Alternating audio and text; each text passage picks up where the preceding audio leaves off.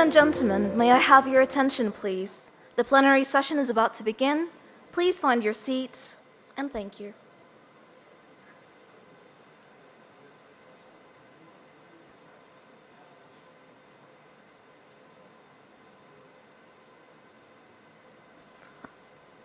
حضورنا الكرام، نود تذكيركم بأن اللغة الرسمية للمؤتمر هي اللغة الإنجليزية. يمكنكم الاستماع إلى الترجمة الفورية باللغة العربية من خلال أجهزة الترجمة. Your Excellencies, ladies and gentlemen, good afternoon and Assalamu alaikum. It's a pleasure to stand here in front of you all on the second day of the IAEE 44th International Conference in the Kingdom of Saudi Arabia, where energy has a home. I'm your MC, Rana Al-Hanaya. Your safety matters to us. Excuse me. Therefore, kindly keep these simple directions in mind. We're not planning to do any drills. However, should an incident happen, the fire exits are located on both sides. So you have a fire exit here and another one over there. As a courtesy, please set your mobile phones to silent during the session. This conference goes beyond mere expectations and participation. So please immerse yourself in the experience, make use of the golden opportunity to mingle and get to know everybody around you, to network, as well as grasp the opportunity to participate actively. And of course, more than anything else, have fun. There will be time allocated for questions towards the end, so please submit them by scanning the QR code that will be visible for you when the time comes. We also would like to remind you there are 3 Wi-Fi networks available, IAEE 1, 2, and 3. The password is exactly the same as the network name. There is an application also available. You can download it. There's one for iOS as well as for Android. And on this app, you can find the latest agenda, the maps for the rooms, and any details that you'd like to know. That was it for housekeeping, and now without further delay, let's start the session. He is one of KAPSARC's brightest minds since 2011. Our moderator spent 15 years at IFP Energies Nouvelles, with around 50 journal papers published in his name. Ladies and gentlemen, please welcome Axel Pierrou, Director of the Energy Macro and Microeconomics Program here at KAPSARC. Axel, the floor is yours. Thanks. Good afternoon, ladies and gentlemen, and welcome to our session, Energy Financing and Investment. I'm very honored to be the moderator of this session.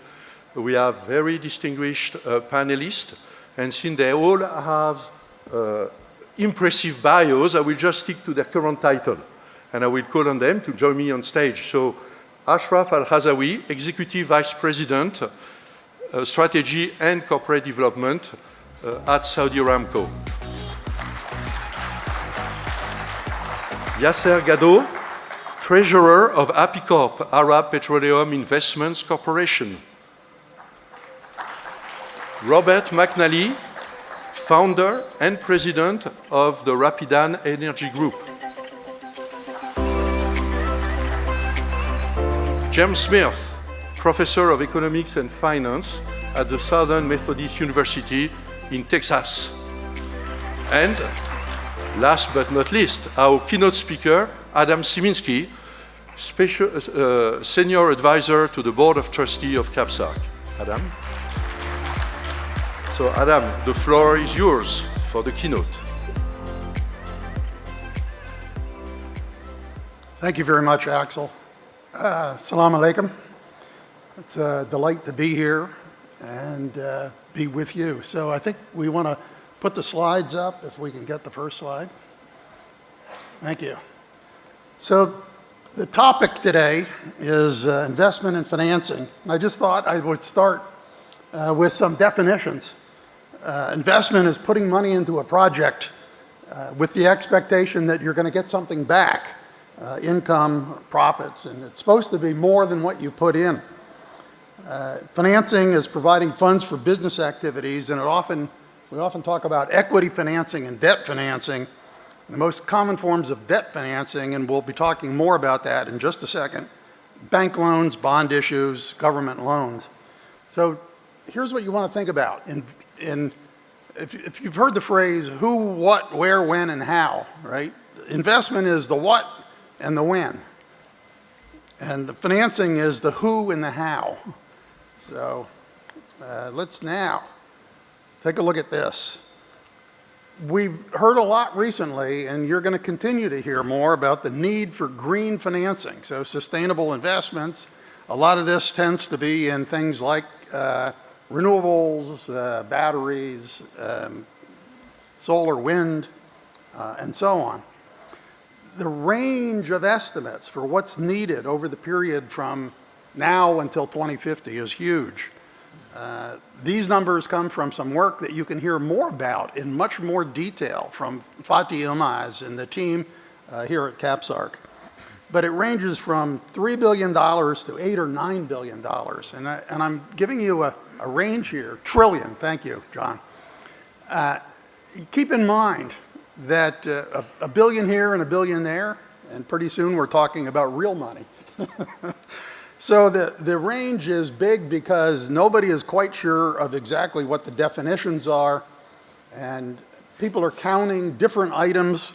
So there's a lot of work that has to go into making these numbers comparable, and Fatih has been working on that. Now, the actual transition investment levels. So they're very low. We're talking about $1.5 billion when the need is somewhere from 3 to 8 or 9. And these numbers don't include efficiency. So the efficiency estimates might push these up, but just keep in mind that we aren't seeing enough of the investment in these green activities as we should see.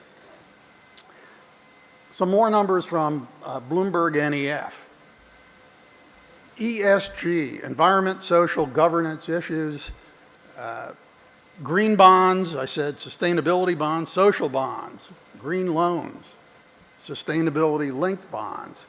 Again, definitions are tough here, but when you look at this, these numbers are also lagging against what we expect the needs are going to be. All right, so now it gets more complicated.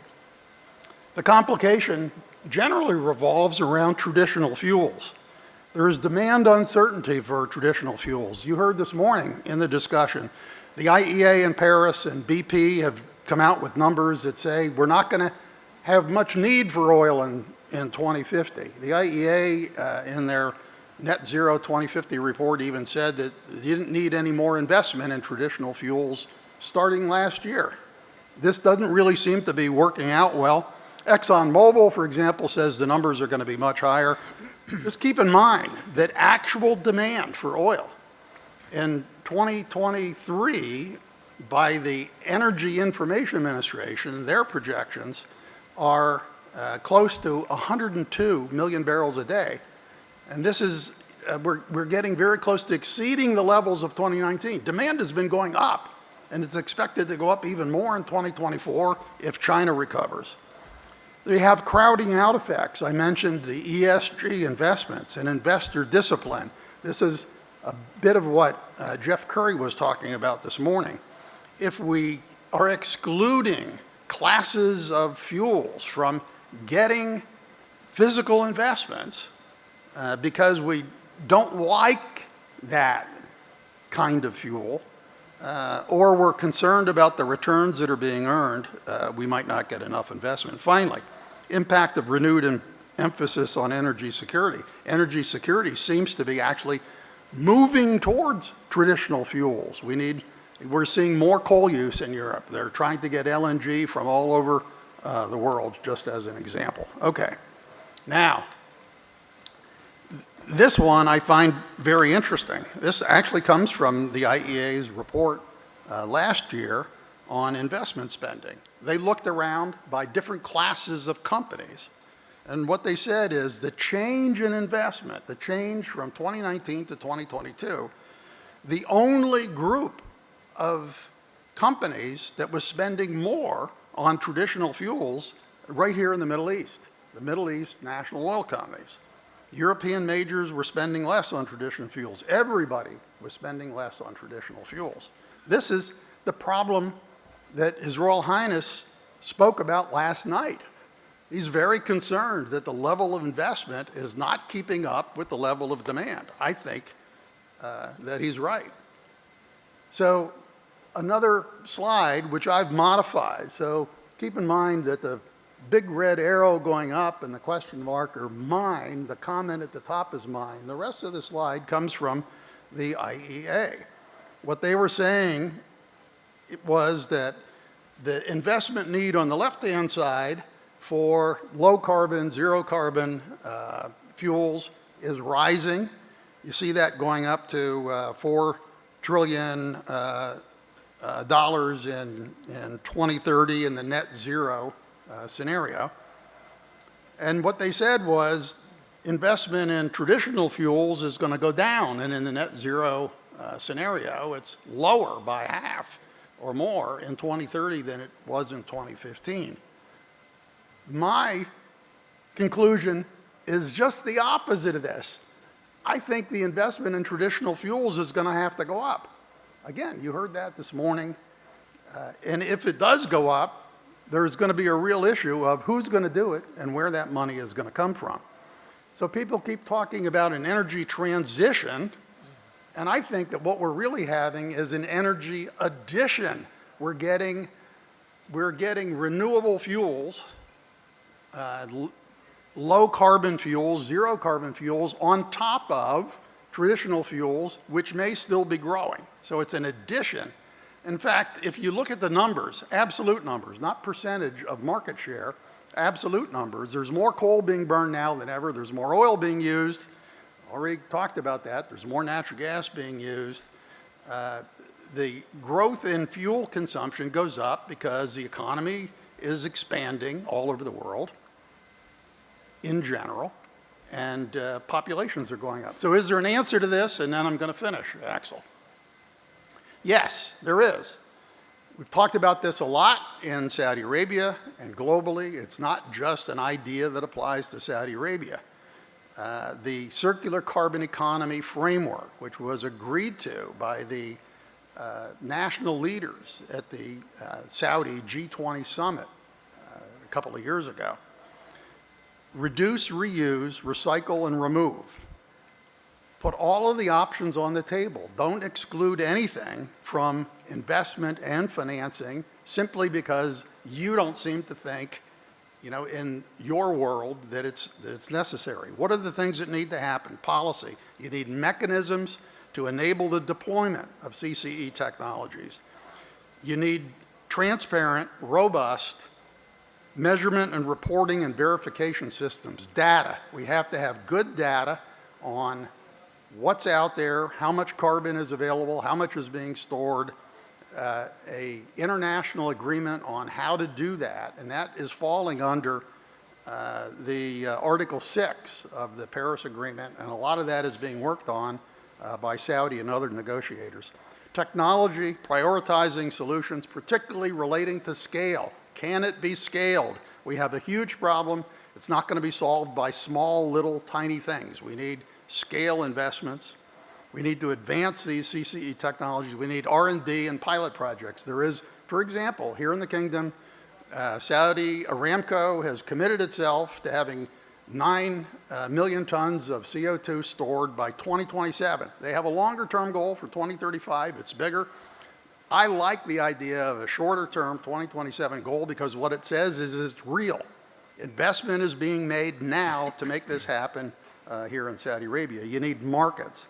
We need to expand the definition of ESG. ESG should cover anything that manages carbon. We need carbon hubs. I just talked about those, not just in Jubail, but in Houston, Texas, in Rotterdam, and Singapore.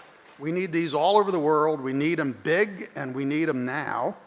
And we need to find ways to make carbon ultimately a value-added product, not something that's being demanded by governments as an economic burden of some type, but rather a value-added product that can trade in that physical marketplace that Jeff Curry was talking about this morning. So thank you very much, Axel, for the opportunity here.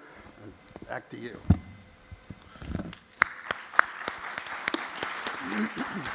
Thank you very much, Adam, for this insightful presentation, which certainly raises a number of questions.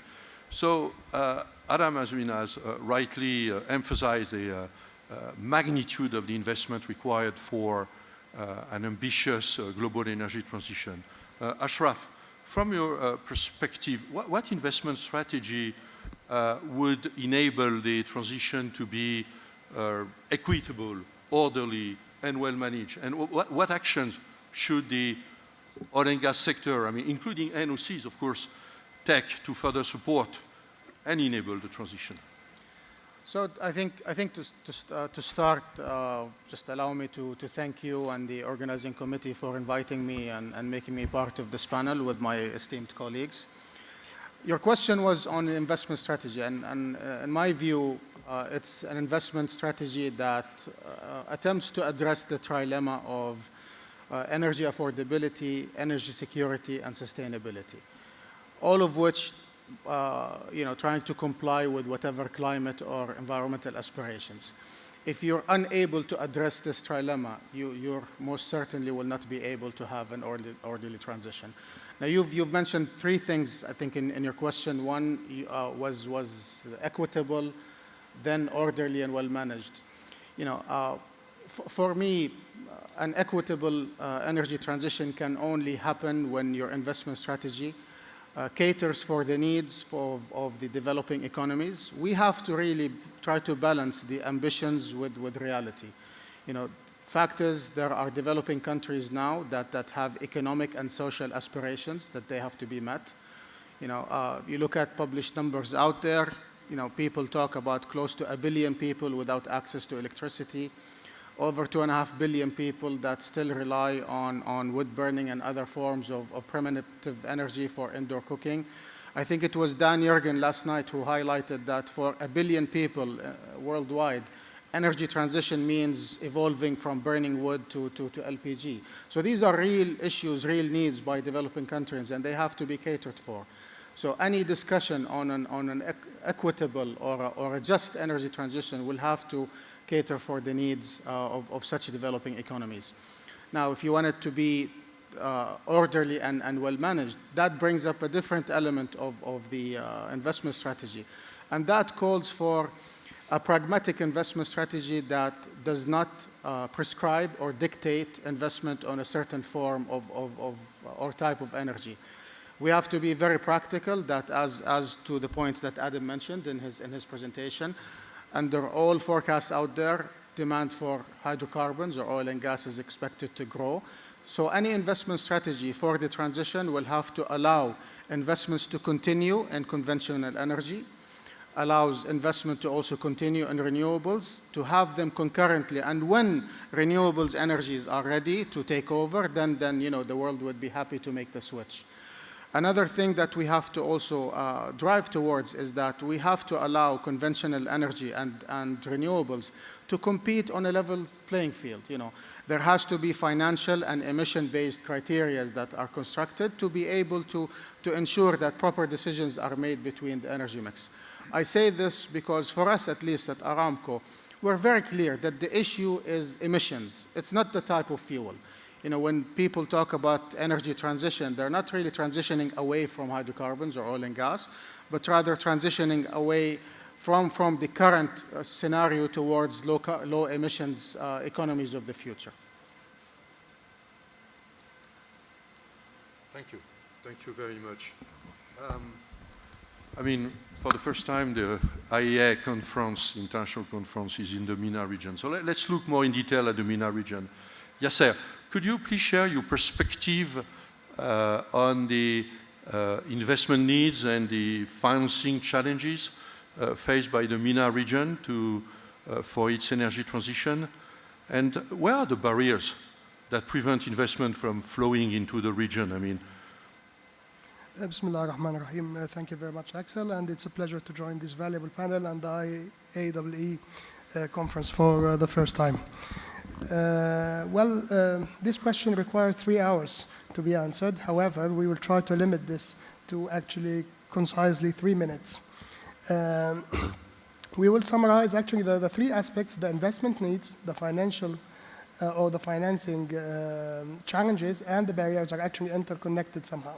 So we will summarize the illustration from a practitioner perspective to four major categories, first of which is the quantum, second is the tools, capacity, and most importantly, the solutions to these expected barriers.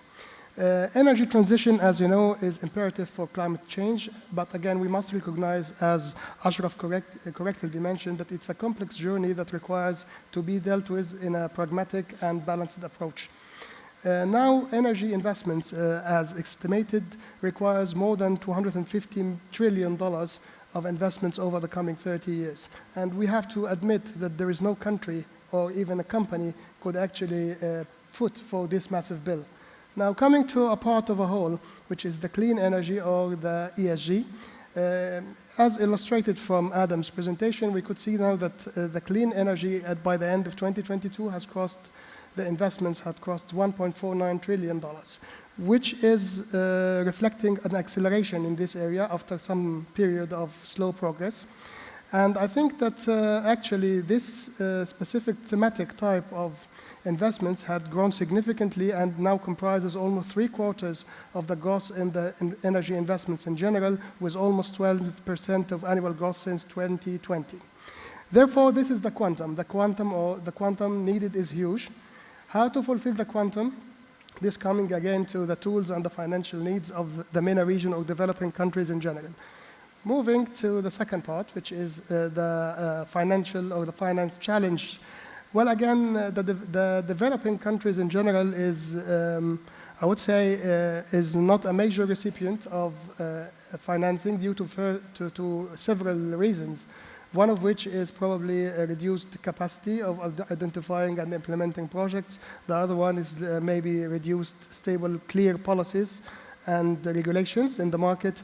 Also, maybe the lack of access to the finance itself, so the know-how of how to get the financing. In developed countries, it's the other way around. People or investors prefer to invest in developed countries because there are clear laws, regulations, legal system, compliance, credit rating, and strong financial institutions supporting the transition.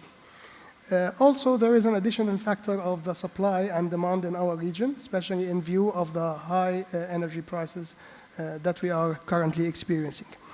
Now, it comes to the role of the financial institutions or the multilateral financial institutions like APICORP, for example, to bridge this gap and provide financial solutions, especially to some member countries who are in need of international debt in foreign currencies, and they don't have such accessibility. We have actually been very pragmatic and provided lots of new solutions to the market, including the A and B loan structure and including the Murabaha structure to fund the voluntary carbon offsets, as well as our maiden green bond, which we issued in September 2021. The third aspect of the game is actually the barriers, and there are lots of barriers. Again, I needed to touch base on the tools. I mentioned briefly about APICORP, but again, I mean the products, the loans, the Murabaha or the Islamic facilities for Sharia-compliant investors. But again, I think these are somehow limited products in the market. There might be a need for more solutions and more products to come to the energy sector and to the financing sector to bridge this gap, thus to overcome the barriers. Now the barriers come at the holistic level. Again, the regulations, the exemptions, tax exemptions. Maybe some countries are providing, for example, zero customs for electronic vehicles. Maybe they need to extend this to, for example, household heating solars or some other retail equipment. So the barriers comes at the holistic level from a tools perspective, from an entry to the market, and also from a matter of lack of supply due to the high energy prices in the region. Yeah. So we'll come back later also some of the criteria used by APICORP to select projects for funding. Bob, I mean, before the Inflation Reduction Act with the US, of course, it was often argued that the US was not doing enough regarding climate change and its energy transition. Do you see the IRA as a game changer?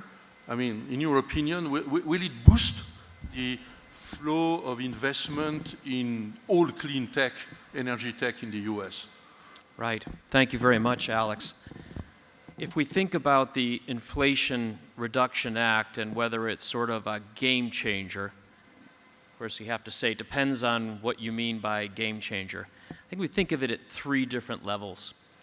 Let's look at the most microeconomic, at the level of an investor contemplating making a major investment in solar or a hydrogen electrolyzer or something. Here, if not a game changer, it moves the needle. I mean, you have 10-year tax certainty.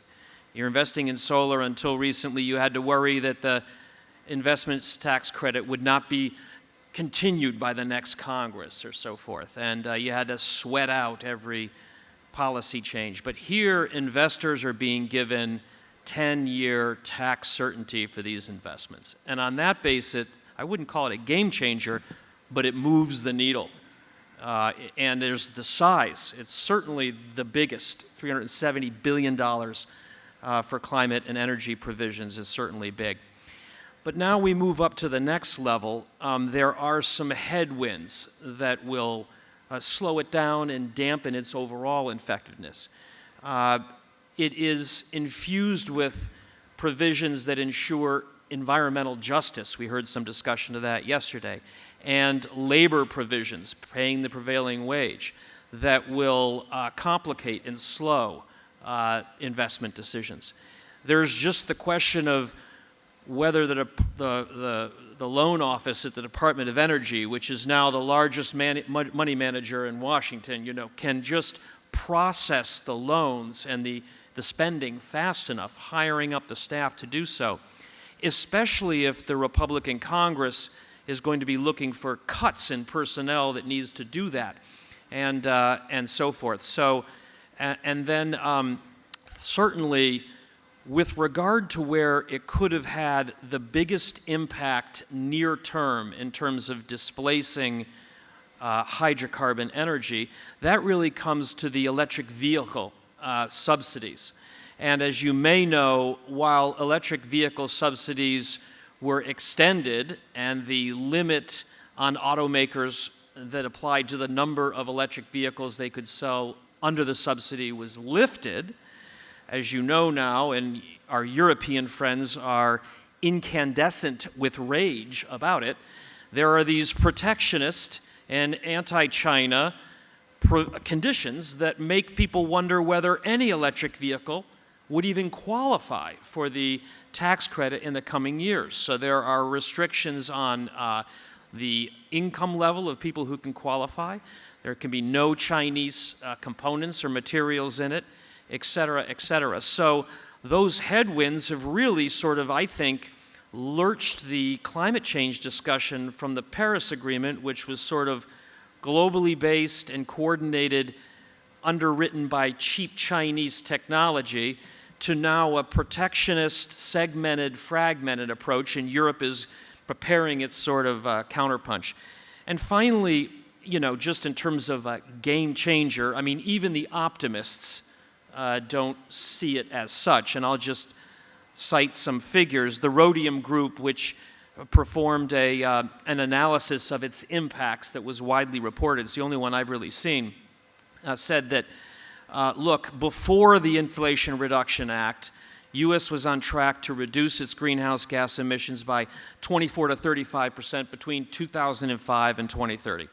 With the Inflation Reduction Act, it's 31% to 44%. So that's more of a needle move than a game changer. The national determined contribution for the U.S. is 50 to 52%. So I think even the optimists and let's say, if not cheerful, generous and accommodating forecasts don't see it as such.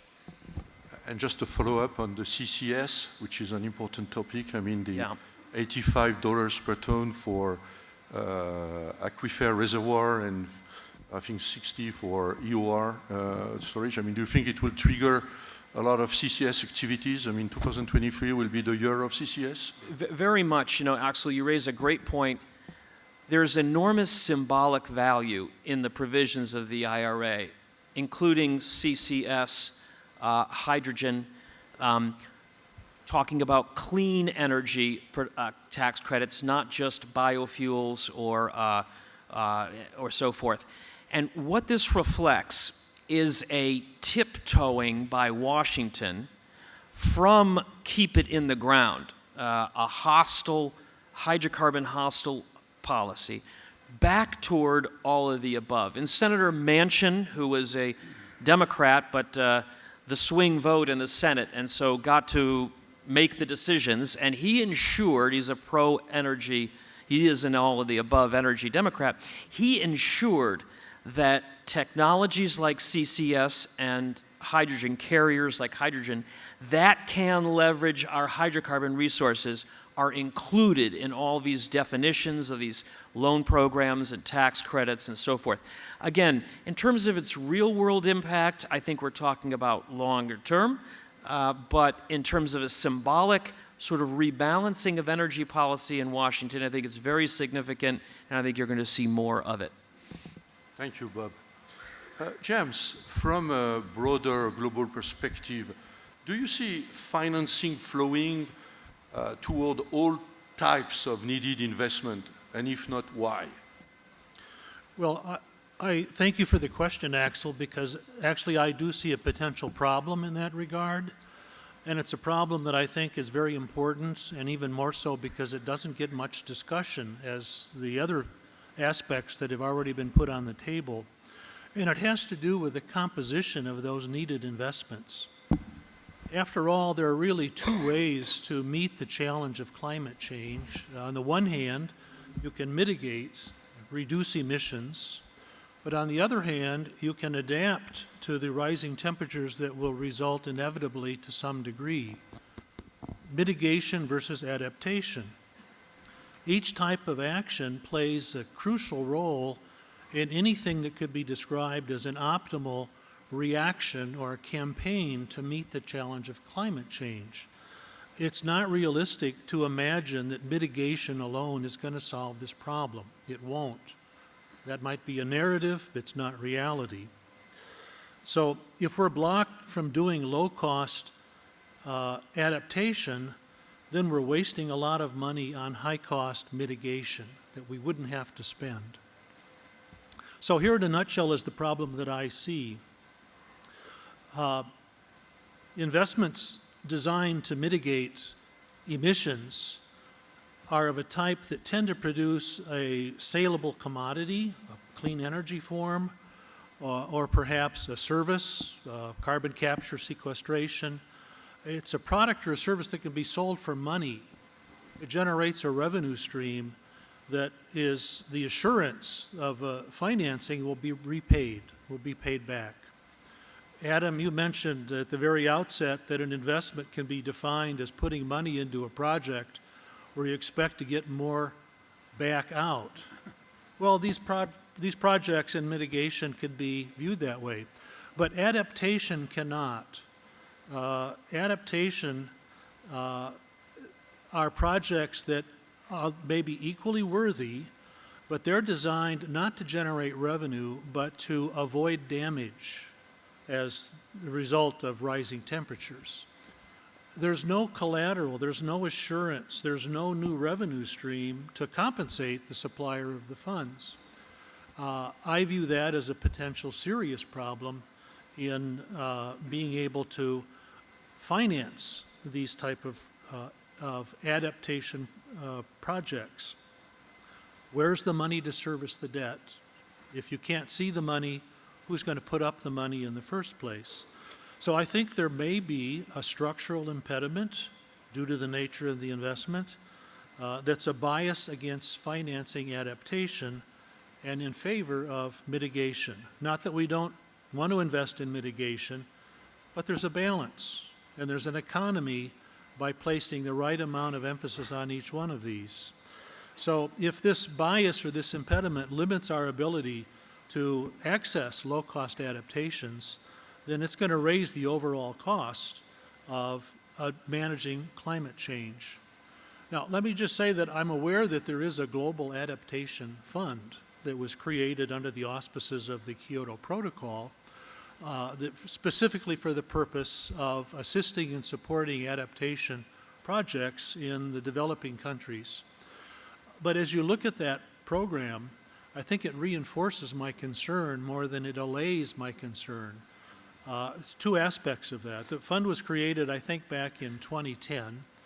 Over the years, it's accumulated something like $1 billion, but that's over 12 or 13 years. That's $100 million a year.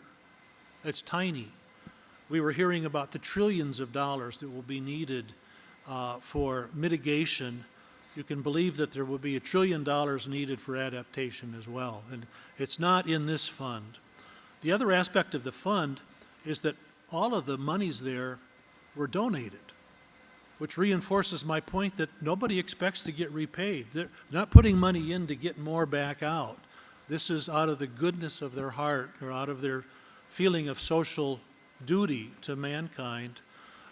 And is that sufficient to raise the type of money that's going to be needed to protect against all of the unguarded potential damages that we're looking at?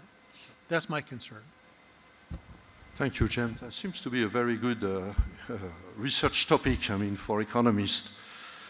I mean, ESG criteria, I mean, they have been mentioned several times since this morning, I mean, including by Adam. I would like to bring them back to the debate. So, Ashraf, I mean, from your perspective, where is the balance between the focus on ESG, but at the same time ensuring that there is sufficient investment in hydrocarbons or more broadly in conventional energy sources? I mean, what are your thoughts on this? I think my short answer is yes, there is a sweet spot, and you can find the balance between ESG as well as investment in conventional or hydrocarbon resources.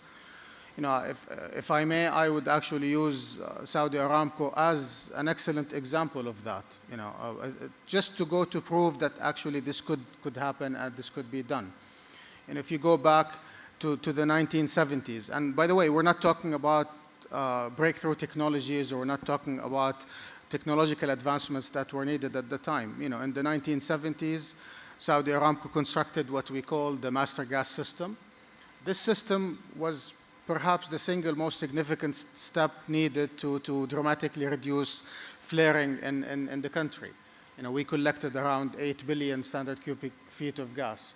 We launched what we call the flare minimization program almost 15 years ago to promote and encourage every operating asset to reduce the amount of flaring that takes place in its operations.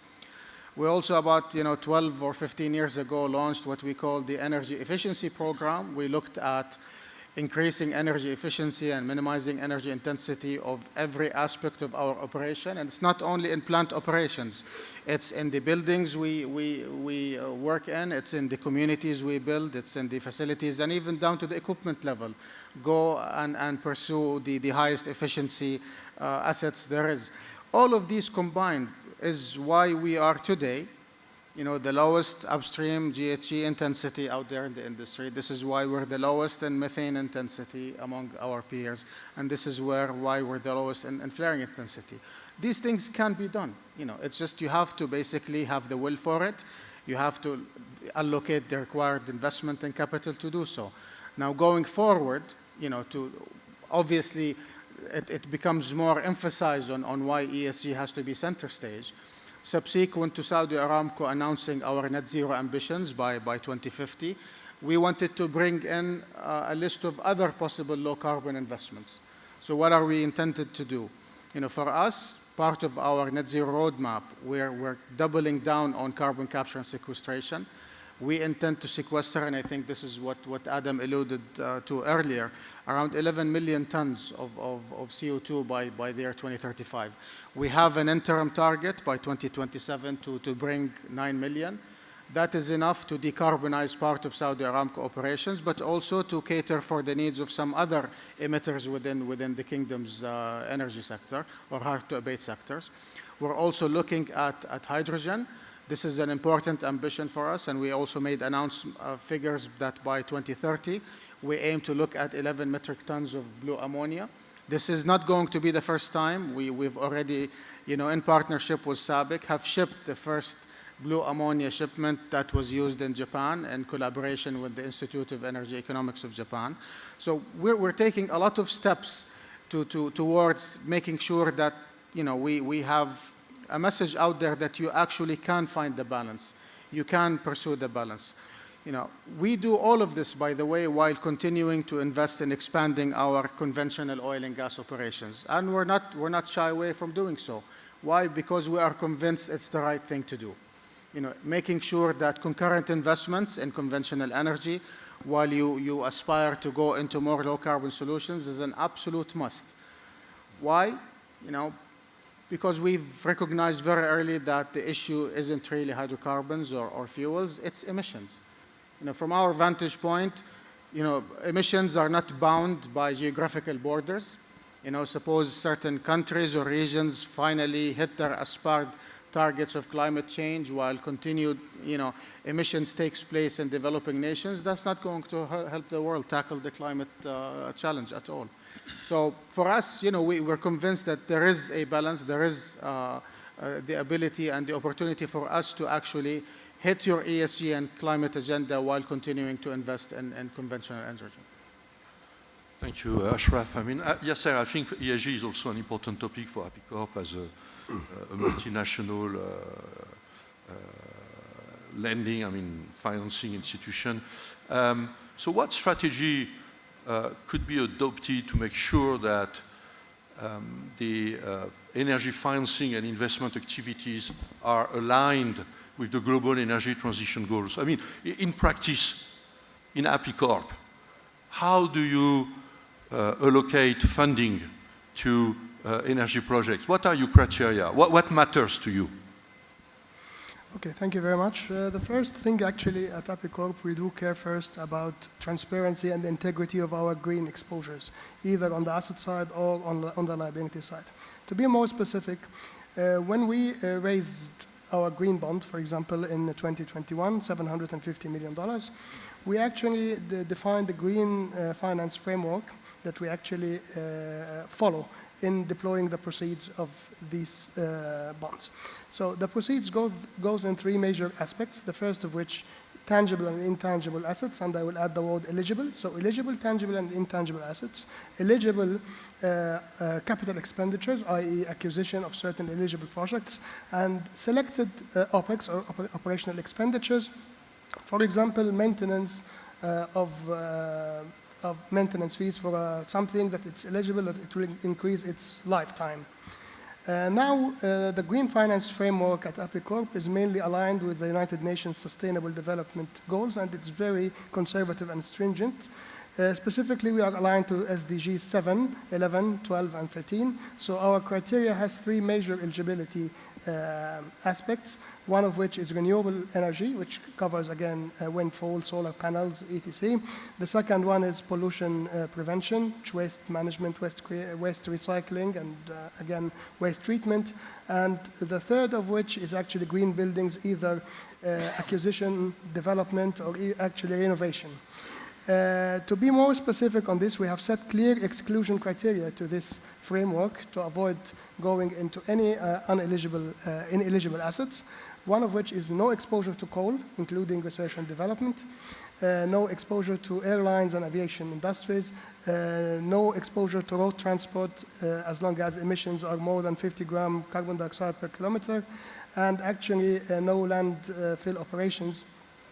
So all of these exclusions actually give more transparency to our exposures in the market and helps investors to put money safely in our bonds, and subsequently we deploy it back into our projects in member countries and few non-member countries. That being said, again, we are in the process of issuing our first green bond investor report, probably within a couple of weeks. And this, again, will reflect the usage of the proceeds and, most importantly, the impact or the measurable impact of the deployment of the proceeds.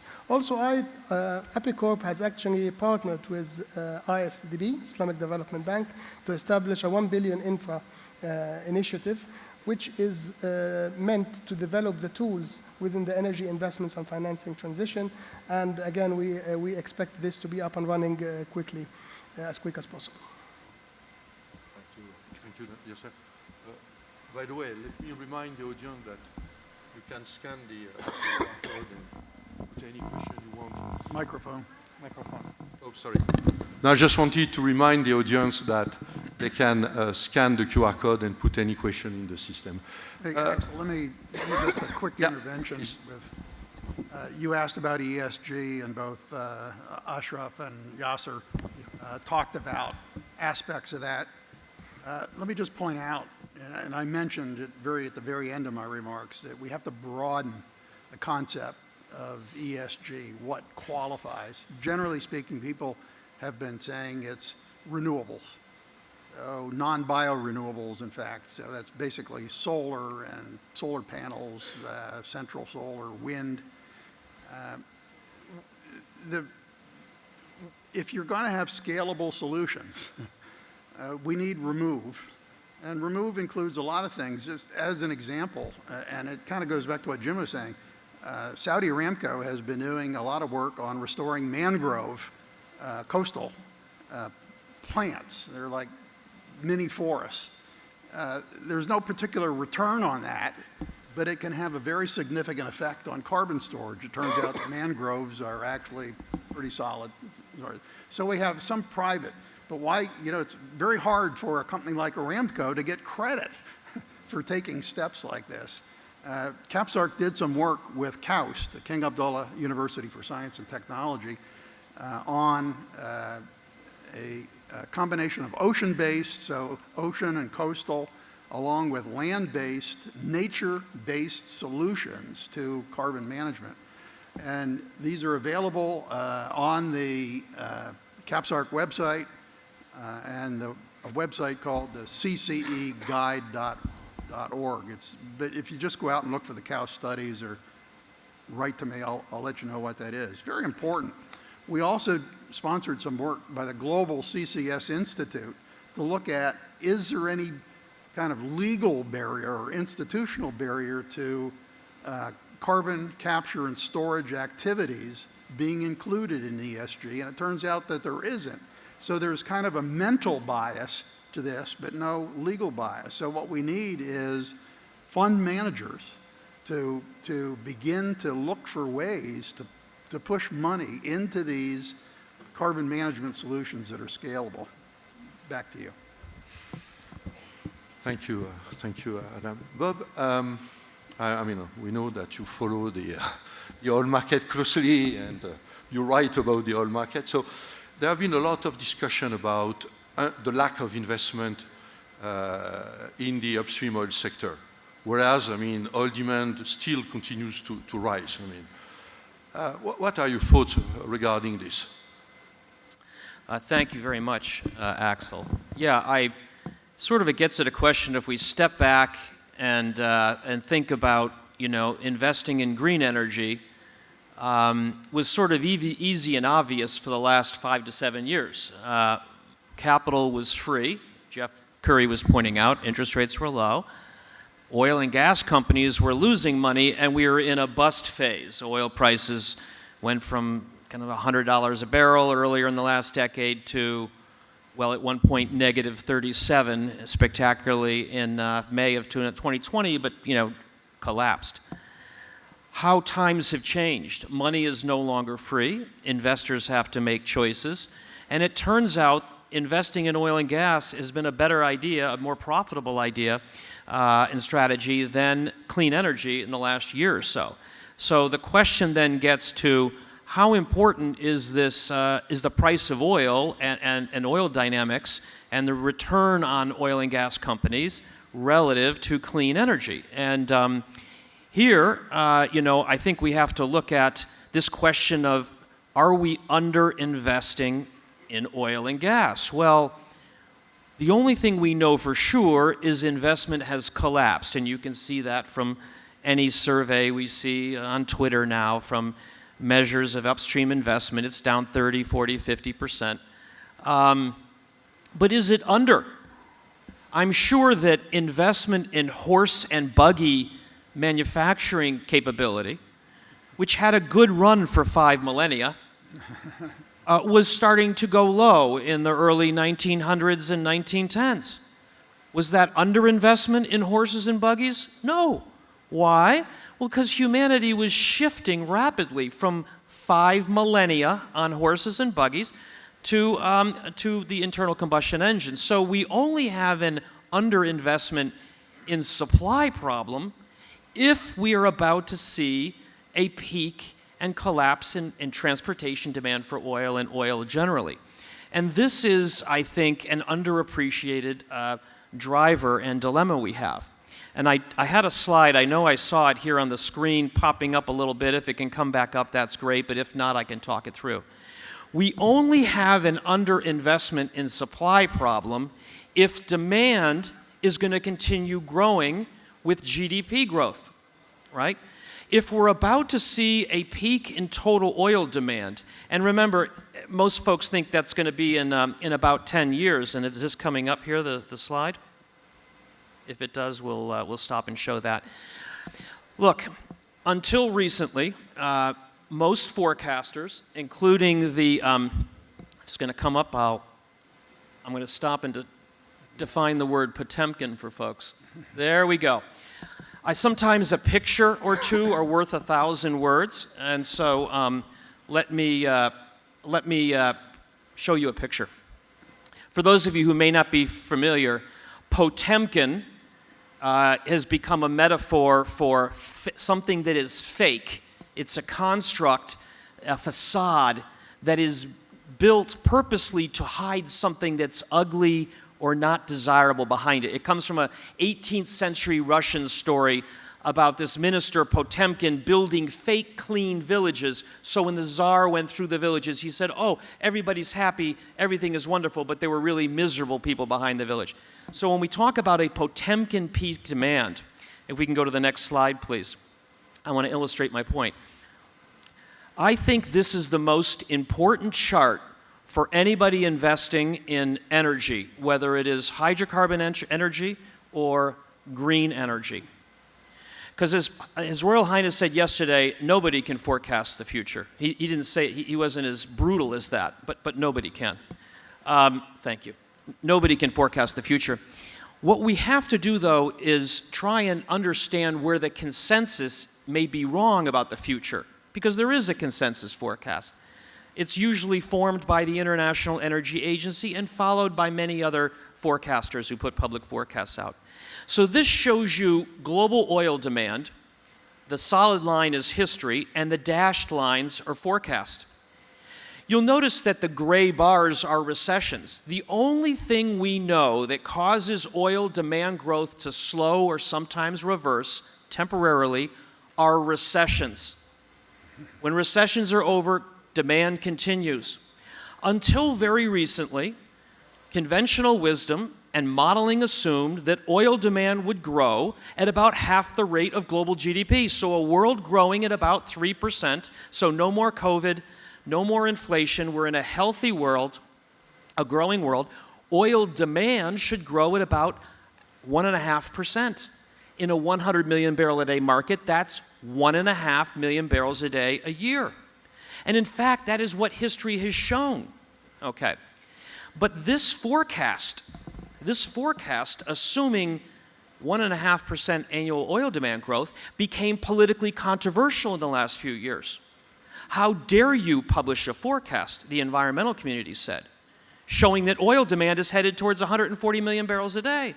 If we demand that more oil, there will be investment in that more oil, and we will exceed our carbon budget. So under enormous pressure, the International Energy Agency, starting in 2020, literally canceled what we call its reference case or business as usual scenario. You see those dashed black lines. They weren't demoted. They weren't stuck at the back of their report and said, this is possible but a very ugly scenario. No, they were vaporized. They were canceled. They were stricken from the record as if they don't even deserve attention or consideration. And the new effective base case is that green line. So if you're going to Google right now, what is the consensus about oil demand? Even Exxon was shown earlier. Even Exxon shows demand more or less plateauing after 2030. The IEA presented no evidence whatsoever when it did this shocking cancellation. They didn't point to new research on consumer preferences or technology costs or policy stringency. They didn't point to it because there is none. But the world is now seeing this facade of a peak oil demand. Okay, does it matter? And here's, well, if you, I'm sorry, I did include, this is a bit of a cheeky slide, I'm sorry. If you say, well, Bob, surely you're overstating it. Well, I urge you to do this. Go and turn up the 2020 World Energy Outlook from the IEA. And if you want to find where they try to explain this shocking departure from decades of conventional modeling, do Control F and search for the word imagine. And what you will see is this. They just find it hard to imagine given the stated pledges to decarbonize. Okay? That's it. Decades of conventionally modeling wisdom and historically accurate forecasts thrown out the window on imagination. Last chart, the second most important chart for anybody investing. Now, what is the implication of what I'm trying to say? The consensus is over here on the left-hand side of the chart. So the IEA is basically saying, look, there's going to be peak demand. We can't imagine anything else. So demand growth is only going to be 500,000 barrels a day in the next 10 years, not 1.5 million barrels a day.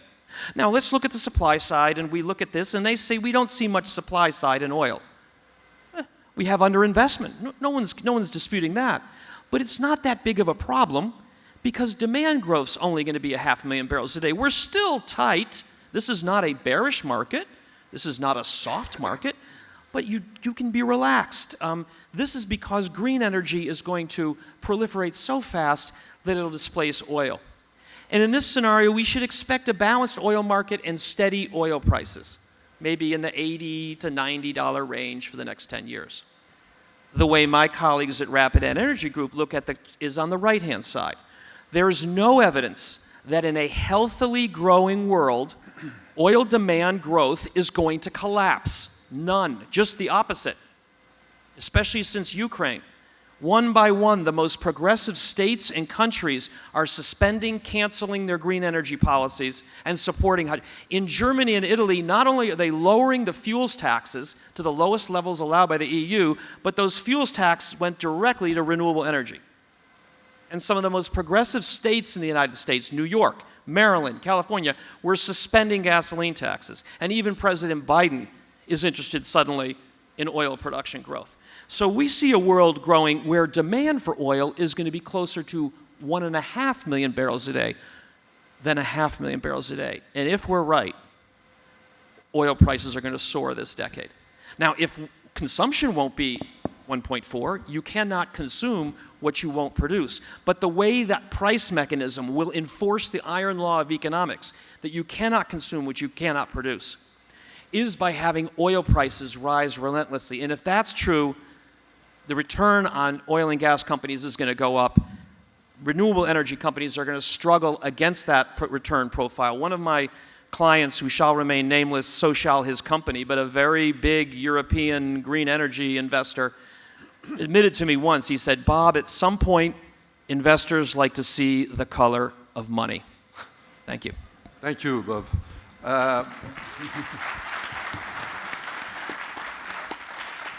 So to rebound on the uncertainty aspect that you mentioned, Jim, are there any particular insights to be gained from the, rather extensive scholarly literature on investment strategy, portfolio performance, that we should keep in mind? Has the massive investment required for the global energy transition are now being contemplated. Do you have any thoughts regarding this, from a more scholar perspective? Well, I think it's a fair question. There has been so much written in the finance literature about investment strategies and portfolio performance, what's needed for success.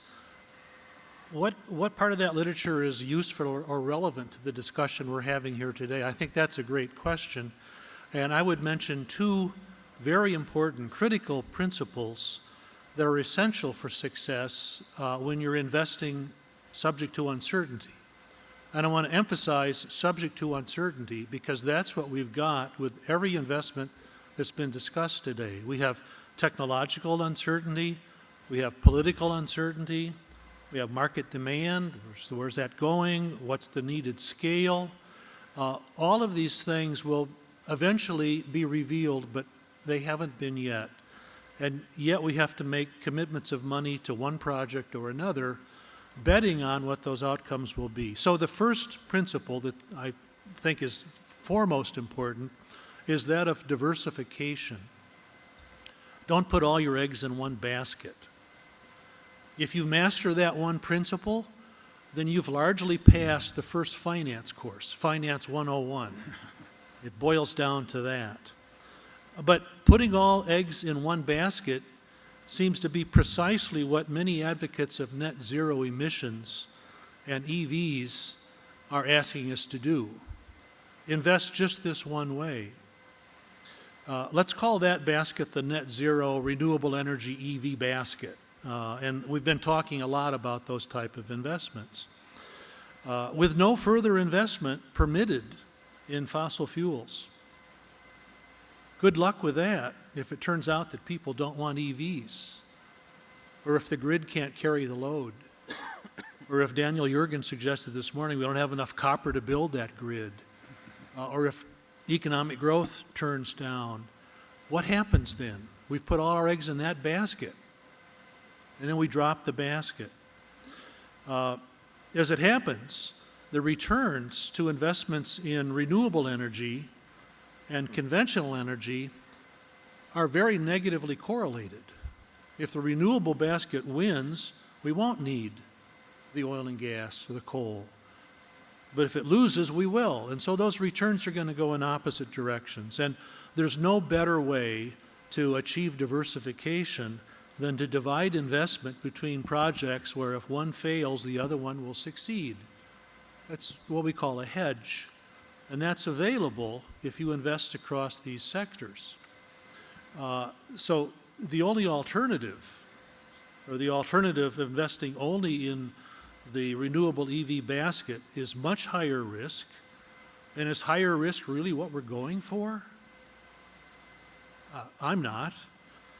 Now, the second principle, equally important, is that lending rates for undiversifiable investments, and that's where I just came from, undiversified investment, the lending rates for that must command an appropriate risk premium to compensate for the downside exposure. It's clear that the strategy of restricting investments just to renewables or EVs eschews diversification. There's no attempt at diversification, which raises risk and therefore raises that required risk premium. And that raises the cost of capital for those projects, the renewables, the EVs, and by so doing, it tends to discourage the desired investments that we're talking about in the first place. So in some sense, it's a self-defeating, or at least a partially self-defeating kind of a syndrome that we fall into. Now, you may say, yeah, but the creditors, whether they're private or government, they've been persuaded to overlook the risk premium, and they're going to put the money in anyway. That's kind of the narrative of investment in clean energy. And they're going to provide the credit below cost. Well, if they do that, they're simply inviting failure, where the investments undertaken failed to provide sufficient revenue to repay the financings, leading to bankruptcy and aborted efforts to reach net zero. And we've seen plenty of projects of that nature already, and we may see some more with the IRA Act coming down the line. So I think that we can't afford to overlook these basic principles that have stood the test of time in every sector of every economy: diversification, risk premium. Are we really going for high risk? How is that justified? Thank you. Thank you. Thank you. Thanks a lot, Jim. And we will remember the negative correlation between some renewables and oil. And by the way, it has some impact also on industrial policy and even economic diversification for Saudi Arabia. Saudi Arabia has launched recently a program for manufacturing, local manufacturing of electric vehicles, which could see part of the economic diversification and the negative correlation with the oil. Before we take questions from the audience, Adam, would you like to add something or? No, let's go to the questions. Okay. So we have received a number of questions. Some of them relate to the business model behind CCUS, and there is a mention of the hub in Jubail. I think Ken Medlock mentioned this morning the importance of market design for new technology taking off at a commercial scale. So I think we could have a question, okay, what will be in the MENA region, for instance, I mean, the model for the CCUS, the business model, what we can start with Aramco, and maybe you can tell us more about Dubai and the project, and if the other panelists have something to add after. No, to us it was a question of scale and you know, the cost to sequester basically CO2. You know, you have to be able to look at it as sequestration as a service. You know, you obviously want the scale. You know, you can't expect every independent emitter, you know, large or medium or small, to have his own CCS, you know, investment or infrastructure. So scale to us was very important. You know, the consortium or the technology providers and who comes with you on that was another factor that we looked into. You know, this is why we went into some, you know, one of those well-known, you know, technology companies and service providers to partner with us, all to the purpose of driving the cost to become, you know, reasonable, you know, with the help of government investments, of course. So to us, it's a question of scale, what service, you know, what kind of industries do you want to invite, and who your partners were. No, thank you. And any other addition? I mean, just a quick comment, Axel. One of the things that Aramco did, for example, recently was in a joint venture with the Japanese. They converted natural gas into blue hydrogen, blue ammonia, and shipped ammonia to Japan, where it was then co-fired with coal, reducing the carbon dioxide emissions, and interestingly, not having a significant effect on nitrogen oxide emissions. There are people that say that blue hydrogen, blue ammonia is worse somehow than green, and I think this is an intellectual problem. As long as you can show in transparent, measurable, reported numbers that carbon has been stored, there's absolutely no difference to the atmosphere, to the problem that we're trying to solve with emissions, whether it's green or blue or any other color. So we need to get away from the colors. We need to get towards this concept that emissions are the problem, not the fuel. And that way we actually, I think, would make some progress on what's going on. I also want to mention that SABIC has been working very hard on some demonstration projects for using carbon dioxide and hydrogen to create synthetic fuels. They're doing it with making methanol, for example.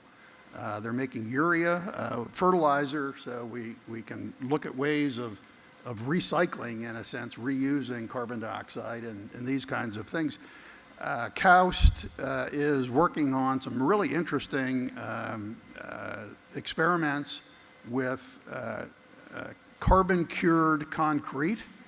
So and carbon-cured concrete locks the carbon up for a long enough period of time for it to be significant in terms of its carbon management characteristics.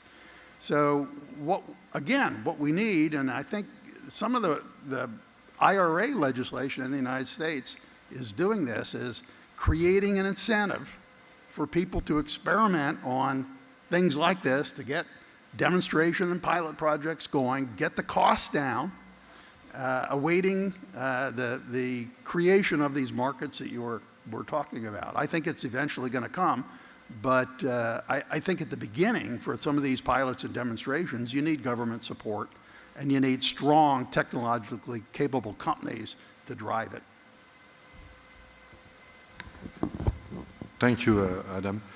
I have a question which is for Yasser. So the question implies that APICORP has already issued green bonds. I mean, I'm not sure, yeah. And so the question is, given that you dedicate most of your activity to a region where the GDP is relatively carbon intensive, did you face any particular difficulty for the green bonds? What is the experience of APICORP with green bonds? And I know that other institutions like the PIF issued a green bond, and I think Saudi Aramco is contemplating. No, okay, so we'll go with Yasser. Thank you very much. Actually, we need to divide the answer to this question into major categories. The first of which is raising the green bond itself. So there were no issues actually to raise the green bonds. We just set up a green financing framework that has a clear and stringent eligibility criteria, conservative, in line with our mandate in the market.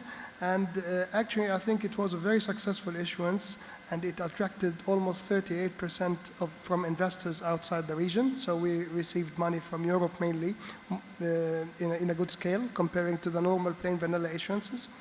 Therefore, on the issuance side, actually it went well. On the deployment side, it was a bit challenging.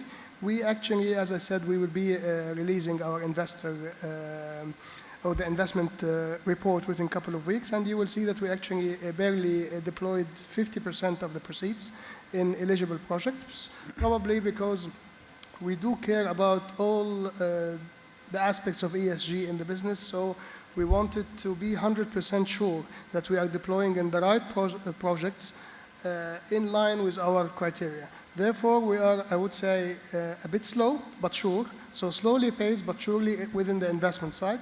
Also, what hurdled us is the limited supply in the region in certain aspects, especially with high energy prices.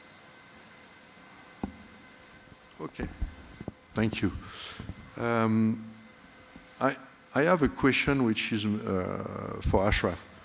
In the past, for IOC, there was an argument against diversification for the international oil company, which was you are perceived as an upstream company with high risk, high return, and then you invest in refining or sometimes other activities which are lower risk but lower return. So at the end, for investors, it was difficult to see what was exactly your prospect of profitability. I mean, so for Aramco or any NOC that, so it's an analogy now, who invest in new forms of energy. I mean, we are talking about CCS, we are talking about hydrogen, or even new materials.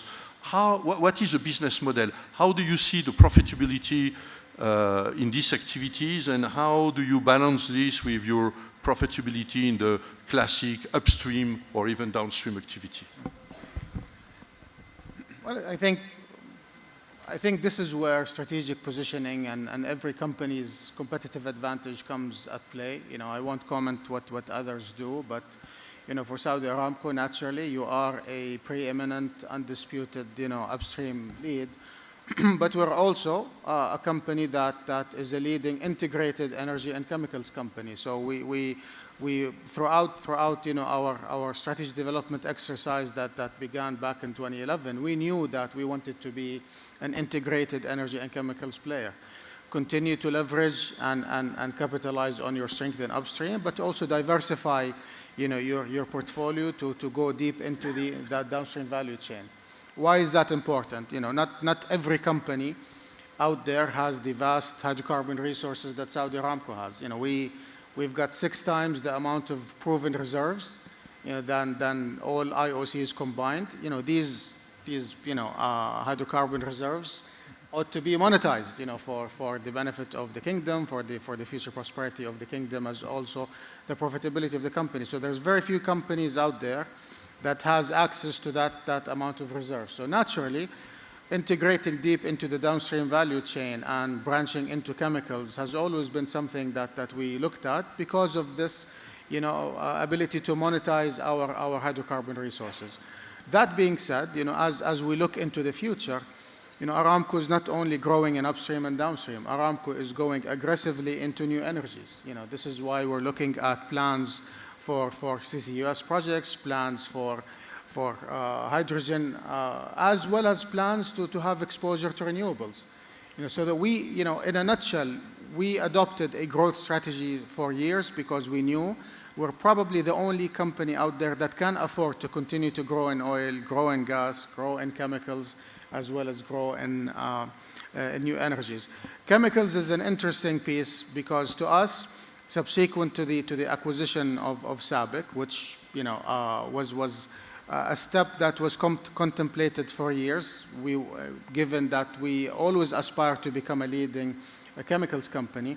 To us, it's very important for us to move or divert many of our liquid resources into non-combustible applications, into chemicals and materials, because we're convinced that in the future, materials is going to have a very important role in transition.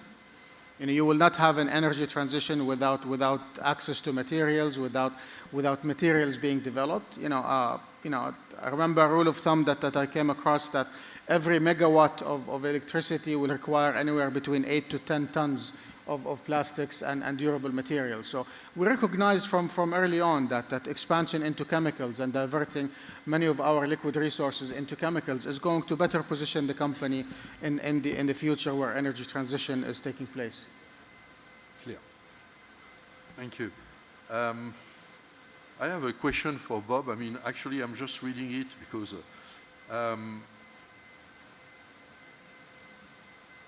question disappeared. For Bob.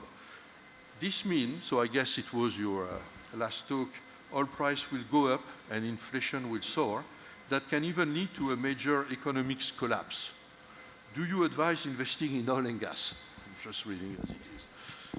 Great question. You triggered that question. Yes, that's right. Well, to answer the second question, yes, I do. I think we have a once-in-a-generation opportunity to acquire oil and gas assets at still undervalued prices. So I'm an enthusiastic, and I'm, believe me, not always that way. I'm not a perma bull or anything. But look, and this gets to my book and the thesis. The oil market works one of two ways. It's either governed by a swing producer, whose job it is to prevent big supply-demand imbalances and the wild, what I call space mountain price volatility and boom-bust price cycles, or it does not have that. And if we don't have one, then we should expect boom and bust cycles to follow each other like night follows day. We just emerged from a, I think, 7-year bust cycle that began in 2014 and ended toward the end of the summer of 2021. We've eliminated the oversupply. We are coming out of COVID. Demand is recovering. Spare capacity is normalized, et cetera. In my view, we are entering a boom phase. As my chart indicated, demand for oil will vastly exceed supply. Demand growth will exceed supply growth, to be more specific. Spare capacity will dwindle away as OPEC plus producers attempt to satisfy that demand. But as we saw in 2008, and as we saw in 1972 when the Texas Railroad Commission ran out of spare capacity, the swing producer, OPEC plus, which is successful right now and has been successful recently, in my view, it will struggle later this decade because we do not have enough spare capacity and investment in upstream capacity, even in OPEC plus countries, to meet what will be surprising demand growth to everybody else, not to us. So, if I'm right, the price mechanism will have to enforce the rule that consumption equals production, and that will be through, unfortunately, contributing or causing to a recession. And after that, the price will collapse. So, yes, invest in oil and gas. I believe we're in the foothills of a multi-year, 5 to 7 year cycle. Things like Mr. Putin launching a war that threatens disrupting exports from the world's largest oil exporter threaten to make that cycle much faster. If we have slower economic growth, the cycle will be slower.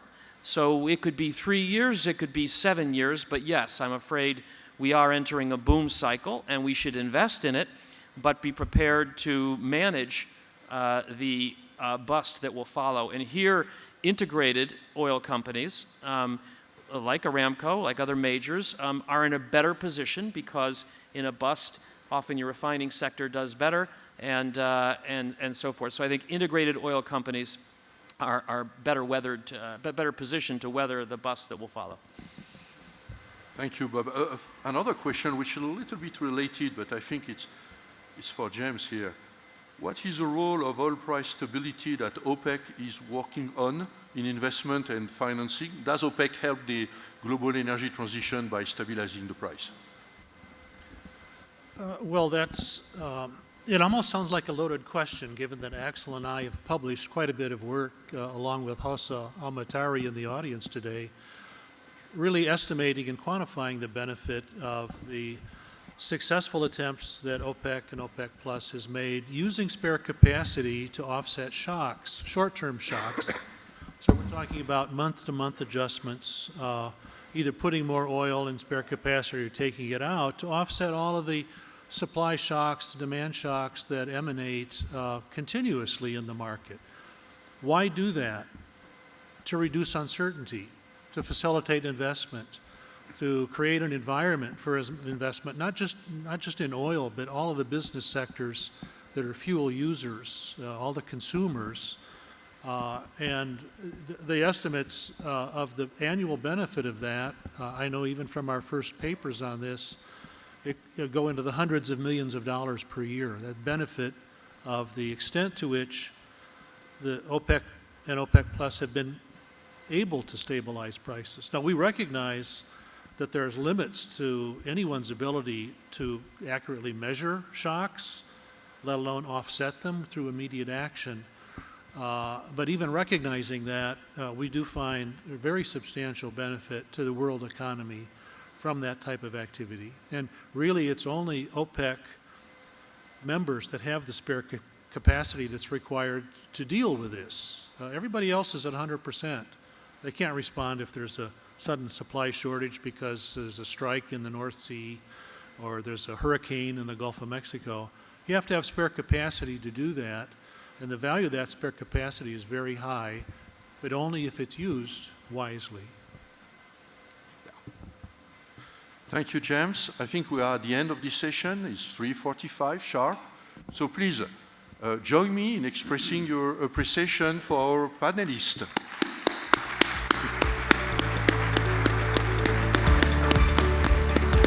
Thank you very much.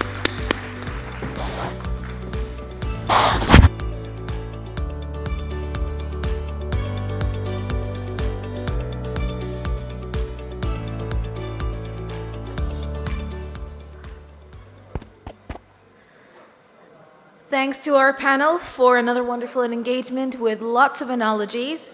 Ladies and gentlemen, you can go to our concurrent sessions after the coffee break that starts now. Please be reminded that you can find all the details on the app as well as on the website. Thank you very much.